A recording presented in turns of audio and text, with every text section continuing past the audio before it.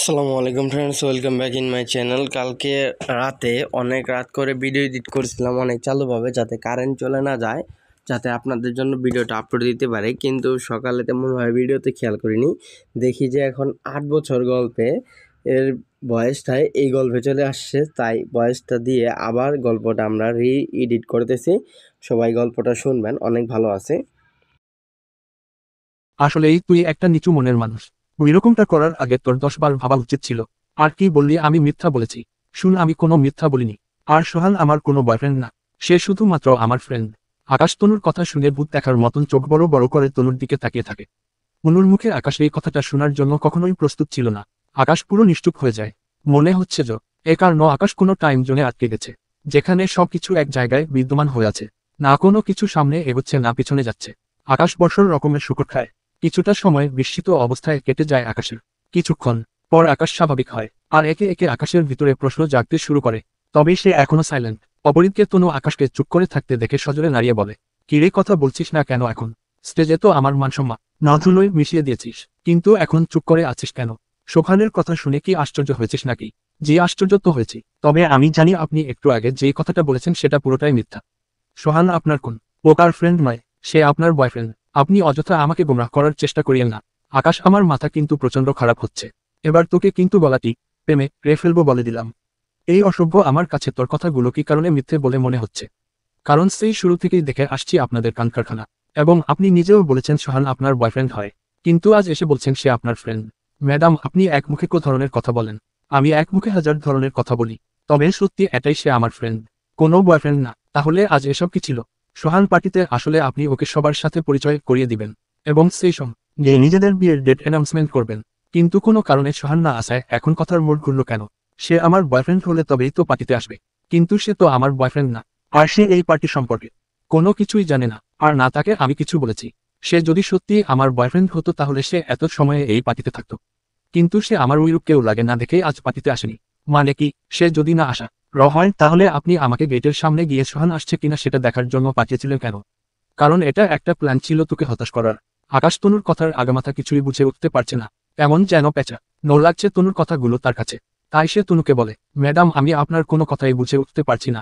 প্রথমে বললেন সোহান আপনার বয়ফ্রেন্ড না, আবার বললেন সোহান পার্টির সম্পর্কে জানেই না, কিন্তু আপনি আমাকে ওর খোঁজে গেইটে পাঠিয়েছেন।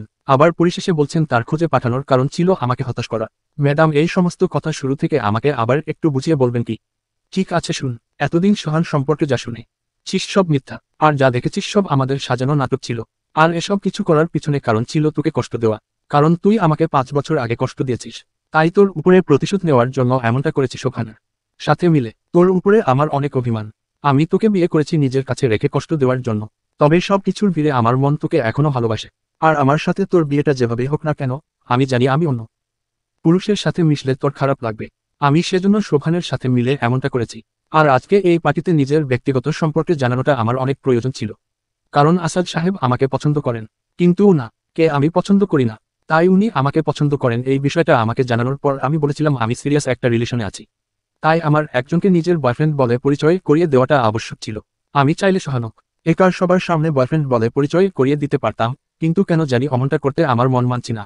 আর তাছাড়া এটা নিয়ে পরবর্তীতে সমস্যাও হতে পারে। কিন্তু তোর বিষয়টা নিয়ে আমার মনে কোনো দ্বিধাবোধ কাজ করছিল না, কারণ তোকে আমি ভালোবাসি, আর তোর সাথে আমার বিয়ে হয়েছে। তার উপরে তুই আমার হাসবেন্ড। মোট কথা সবকিছু মিলিয়ে মনের মধ্যে একটা আস্থা হচ্ছিল। সেজন্য আজ আমি তোকে এখানে এনে সবার সামনে নিজের বয়ফ্রেন্ড বলেই ইন্ট্রোডিউস করিয়ে দিয়েছি। কিন্তু তুই আমার মানসম্মান এক মুহূর্তের মধ্যেই সব ধুলোয় মিশিয়ে দিয়েছিস। তার মানে এতদিন যা দেখেছি সবকিছুই সাজানো নাটক ছিল। আর আজকে শোভানের বিষয়টা নিয়ে মিথ্যা বলার কারণ ছিল আমাকে কষ্ট দেওয়া। হুমম তনুর কথাবার্তা শুনে আকাশ কি করবে বুঝে উঠতে পারছে না। মাথায় কিছু কাজ করছে না আকাশের। সবকিছুই আকাশের কাছে স্বপ্নের মতন লাগছে। আকাশ এতদিন ভেবে বসেছিল তনু তাকে অনেক বেশি ঘৃণা করে, কিন্তু আজ দেখছে সবকিছুর আড়ালে তনু তাকে এখনো ভালোবাসে। আকাশের ভিতরটা খুশিতে ফেটে যাচ্ছে। আকাশ তনুর দিকে মায়াবী দৃষ্টিতে তাকিয়ে আছে। এমন সময় তনুর কাছে শোভানের ফোন আসে।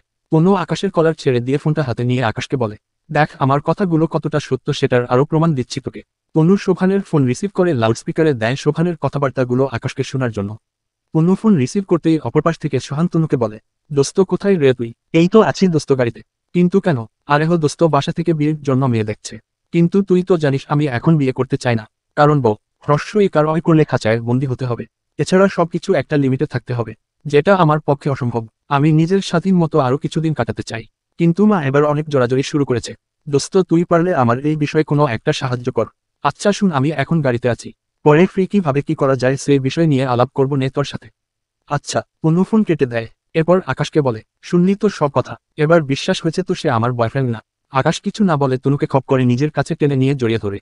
তনু আকাশের আচরণে কিছুটা চমকে ওঠে। সেই সঙ্গে জড়িয়ে ধরার বিষয়টা তনুরও বেশ ভালো লাগে। কিছু সময় এরা তনু নিজেও আকাশের জড়িয়ে ধরার বিষয়টা উপভোগ করে। কিন্তু কিছুক্ষণ পর হুট করেই তনু জোরপূর্বক আকাশ থেকে নিজেকে ছাড়িয়ে নিয়ে আকাশকে বলে, এখন আদিক্ষেতা দেখিয়ে কোন লাভ নেই, তুই সারা জীবন আমাকে অপমান করেই যো। আকারবি 5 বছর আগে একবার করেছিলি বান্ধবীদের সামনে, আর আজ আবারও করলি আমার বিজনেস পার্টনারদের সামনে। তোর প্রতি আমার আর কোনো ফিলিংস নেই, সবকিছু শেষ করে দিয়েছিস তুই। তনু, তুমি শেষ করলেও এবার আমি শুরু করব। কথার লেহাজ ঠিক কর, আমি তোর ম্যাডাম, আমাকে তুমি ডাকার সাহস কি করে হয়? সাহসের তো এখনো কিছুই দেখনি, সবে মাত্র শুরু। আগামীতে দেখে থাকো আরো কি কি হয়। আর তুমি আমার ওয়াইফ লাগো সম্পর্কে। আকারকে আপনি ডাকার কোনো প্রশ্নই আসে না। হ্যাঁ, অফিসে তোমাকে তোমার যথারীতি সম্মান আমি দিব, কিন্তু অফিসের বাহিরে তোমাকে আমি তুমি করেই রাখবো। আকাশ, অতিরিক্ত করিস না, অতিরিক্ত করা কিন্তু ভালো নয়। তোর জন্য মনে যেইটুকু জায়গা ছিল সেসব তুই নিজেই শেষ করে দিয়েছিস, তাই এখন আর ভনিতা করিস না। আর আজ থেকে তোকে নিয়ে আমার মনে আর কোনো ভালোবাসা নেই। আমি আমার জীবনে নতুন কাউকে টেনে নিব, দরকার হয় সোফানের সাথে সম্পর্কে জুড়ব, তবে তোর সাথে আর নয়। আজ থেকে তোর আর আমার পথ আলাদা। এবার তুই গাড়ি থেকে নাম, তোর সঙ্গে একসাথে আমি সফর করব না। আকাশ তনুর কথা মতন চুপ করে গাড়ি থেকে নেমে যায়। তবে নামার আগে সে তনুকে বলে, ঠিক আছে, আমিও দেখব তুমি জলের পথ আলাদা করো কিভাবে। তনু আকাশের কথার প্রত্যুত্তরে আর কিছু না বলে গাড়ি টেনে চলে যায়। আর আকাশ গাড়ি থেকে নেমে যাওয়ার পর রাস্তায় দাঁড়িয়ে ভাবে, তনু যতই তাকে প্রতিশোধ নেওয়ার জন্য বিয়ে করুক, আর যতই তার উপরে প্রতিশোধ নিক, আকাশ ততই তনুকে আগলে নিব। কারণ শুরুটা গত 5 বছর আগে আকাশ নিজেই করেছে। গত 5 বছর আগে সে তনুর সাথে ওইরকমটা না করলে তনু কখনোই তার সাথে এমনটা করতো না। এছাড়া আকার আজ যেহেতু তনু নিজেই ভালোবাসার কথা বলেছে, তাই আজ থেকে আকাশ তনুকে নিজের করে নেওয়ার সংগ্রামে নামবে। যত ঝড়ঝাপটা আসবে আসুক, কিন্তু তনুকে সে অন্য কারোর হতে দিবে না। তনুকে যেভাবেই হোক সে নিজের প্রিয়তমা বানিয়ে ছাড়বে। আকাশ রাস্তায় দাঁড়িয়ে তনুকে নিয়ে নতুন পরিকল্পনা সাজায়। এরপর একটা রিকশা থামিয়ে সেটাতে উঠে বাড়ির উদ্দেশ্যে রওনা হয়ে পড়ে।